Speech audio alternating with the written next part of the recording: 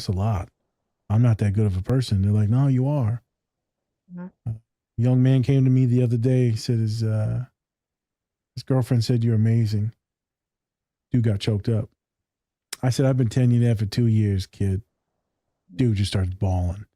Like full on dry heaving bawling. I'm like, dude, I've been telling you you're fucking awesome for years.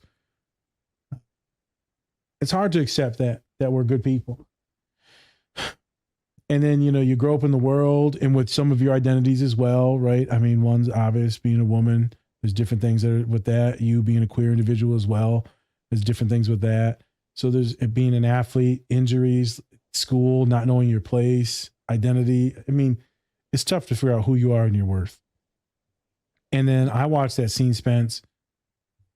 I'm like, man, Celine don't give a shit. Celine's my brother. Celine don't give a shit about none of that. He's just kind of chilling, vibing, happy as pigs and shit, wants to do this or that. Got the maniacal laugh for no reason. It does. Me and Spence will be in the tent. We did a 2-week road trip with my bro, right? Because he always goes on all trips with me. 2-week road trip, and we're in the tent. And he'll just be like, me. And we're like, what happened? We'll be like, why are you laughing right now, Slim? And then he'll just do it harder. And we're like, shut the fuck up. It's like 2 a.m. Remember we watching like The New Guy or whatever it was, that one movie? Some random movie. Yeah. And then as soon as we were like, yeah, let's watch another, he was like, no, I'm going to bed. Click. And then it's just such a tease. He's like, I'm done. He's like, as soon as you guys liked it. It's just funny. Like, there's so many moments too where like he'll talk about things. What's the first rule? And he's like, to party. And after you explicitly said like no, bro, 70, Damien and Dad will go over things a million times with Slim. What's the first thing you're supposed to do? I don't know. Oh my God. So I'm put it here. It's okay to hate your sibling. It doesn't matter what their abilities are or disabilities. They still people. But this movie made me remember that life isn't that serious. People will tell you lies. People will tell you certain things. You don't have to listen to everything that people tell you, but it's tough. I think what's really cool is people do change their lives. Our clients change our lives. The little kids you're getting ready to work with are going to change your lives. Your teammates have changed your life. You just everyone changes your life. It's a new experience. Sometimes life happens for you, not to you. Mm-hmm. Steph has had a weird life. It's always like these little things that have maneuvered you. It's kind of cool. You weren't just like, I'm going to be this. That wasn't you. It's just like, hey man, there's this thing that a group of girls is playing. You want to try it? And like, oh, sure. I'll try it. And got the bling to go with it. Yeah. Hey man, you ever thought about this OT thing while you babysitting? That is how it Yeah. Girl, have you made any choices for yourself? No, it's just like, maybe you should try this. Yeah. Like, okay, why not? Yeah. Have you ever been offered drugs and did you say yes or no? Don't answer that. Oh my God. Don't answer that. But I'm here to offer you them right now. I guess I will. No. She's like, I guess I'll try it. Hey, I don't mind tripping. This is so good. She does not condone any of that. No, she does not control any drugs at all. No, she is drug free. Clean. Drug free. Dare. Yeah. She's clean. Dare. Jesus. Just in case she plays again and gets tested. Yeah, I might come back. She might come back. I know she's taking PEDs because her finger actually looked like it was straightening while she was talking to us. I just like saw the muscle in there. I saw it. God damn. Is this supposed to have that? God damn. Why are there so many veins in your finger? Yeah. That's that special treatment, boy. That's that Olympic medical doctors. Yeah. Okay. Them Olympic medical doctors. Shut the fuck up. Anyway, moving on. I want to stick on this scene. Yeah, I also want to talk about, he talked about his coaches being a negative influence on him, right? And, a lot of the times when we talk about coaches, we think of them as being positive influences on our lives, but there are those negative ones as well. Could you speak a little bit about your experiences with coaches and how that has really drove you into not only being a coach for others, but then now going into your occupational therapist bag, has that helped you a lot too? Yeah. Coaches are so important. And what was funny with this scene is like, did your coaches win anything? And he's like, no.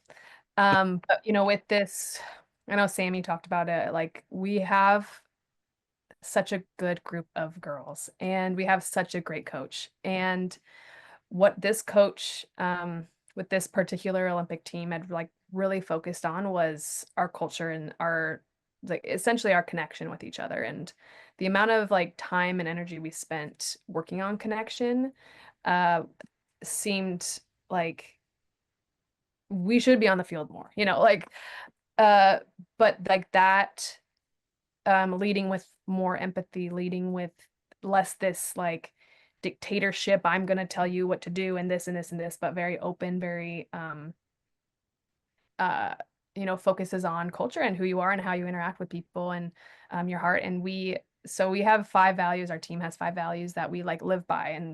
And so it's like resilience, courage, work ethic, selflessness, and then the last one is love, which we all came up with these values, but that was something like every single day in some facet we were playing like that, we were interacting like that. It all like tied into those. And so the love piece is really interesting because especially with like an aggressive sport or just with sports in general, this like moving away from this like harsh, no feeling, like tuck your feelings away, like just go play. I think it was moving away from that, and it was very challenging. I mean, dealing with emotions and people and connection is so challenging. And so we had a leader that was really valued that as well. And so, I mean, we won, and which is great, and ending to that story. But that connection piece and that love piece and that addressing emotion piece in sport is so important. I wonder, as you as a coach, so you coached before, right? You're not coaching now, but you coached before. Did you incorporate that connection, that community, that bond? Or were you kind of a little bit still oblivious to that and going by like some old textbooks from previous? Or I don't know, maybe you were all like, you know what, guys, I want you to love each other right now in the cut. When you set that pick with love. Yeah. In a hug. Why'd you I set pigs with my arms. I don't say, Yeah. I get cold. It's hard, right? Like there is this like harshness to sports. Like you're competing, there's like this anger undertone, and it's so counterintuitive. But no, I coached under I was low on the totem pole, but I coached under some coaches, and so I was more so very early, like okay. we supposed to do. And it's like I didn't connect the two parts. So I was this very Not yet. empathetic, emotional, connected person, and then I had my sports. And so I think that Olympic team was the first one that really truly like integrated them so hard. And other coaches had I don't want to say all my coaches weren't like that. I had a lot of really good coaches, but like I think that's when it really clicked with me. So after my basketball career was over, but it was cool because I did get to bring my how my connection with my brother had shaped me and how I view the world into how I play and and express myself. And I think I think Sammy is a good example of like we did really just like accept and love each other. And it was a really, really unique experience, even after all the sports that I've played, and so I think that's why it was so powerful. Isn't that wild though? Mm-hmm. It's just that group of humans and a coach, just a perfect concoction. Or is it just what? Pause. I'm having a brain seizure. What led that coach to have that philosophy mentality? Because if they lead like this, they learned it from someone else, or they got the heart, the gushiness, the wisdom, they've been to therapy. I don't know, right? But coach got this from somewhere. So that's why I'm like, damn, where did they get it from? And then they implement it with all these grown ass women. You ain't little kids no more. It's like, how do you get grown people to love each other? Everyone hates everyone nowadays. Yeah. I mean, we got to have her on because I don't know either. That's so interesting. Like, I don't know how she came You up with might that. have to. You're gonna have to call her and be like, "Hey, not for us." Why you But It's a podcast with two assholes. Can you please come on? no, Yeah, but ask her yeah. for your practice. Yeah, well, Or all that. the best minds, right? When you see someone, you're like, let me go learn. When you read about Martin Luther King, he went and read all these other philosophers and people, right? You're always reading about other people. Where do they get these ideas from? That would be good for you to coach. How'd you learn to be a good person? Like, is that shit just innate? Or you was like, I love you, or did you like read a book, or was it lived experience? Maybe they got family with disabilities and they got a big heart. I don't know. You know what really struck me about her is like she was the first female head coach in rugby and men or women at the time. Like, So she's been through some shit. Yeah. She, you know, like she very intelligent, went to Brown, and you know, she kind of approached it as like this as a business, and had, you know, this is very well with this empathy, and she like really felt strongly that like leading this like with empathy and using as a female like her connection, and she's a very a very empathetic person, a very connected person, and so that's just the way that she was. And I think she was really brave in like, you know, I'm surrounded with all these men and who are leading, like, you know, how are they lead, but I'm not going to see that as a negative thing. And you know, me and her talk about how there's this like old school coach, female head coach of basketball, that's like this very stereotypical, like you get a lot of them, they're very intense, like Like Kimmel, if you know, from LSU. LSU. I was just getting ready to say her. Yeah. Intense. I was thinking Well, her too. It's an extreme, but there's this like that generation of women had to really like be tough to like hang with guys. They broke so many barriers with that.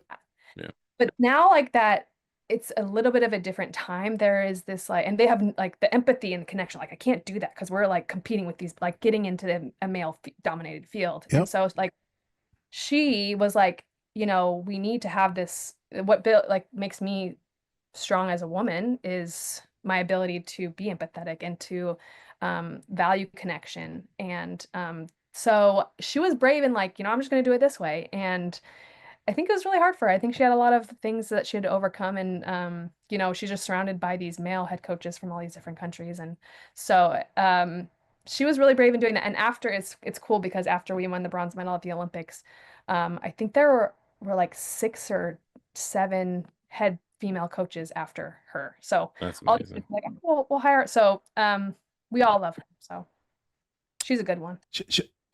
Hell yeah.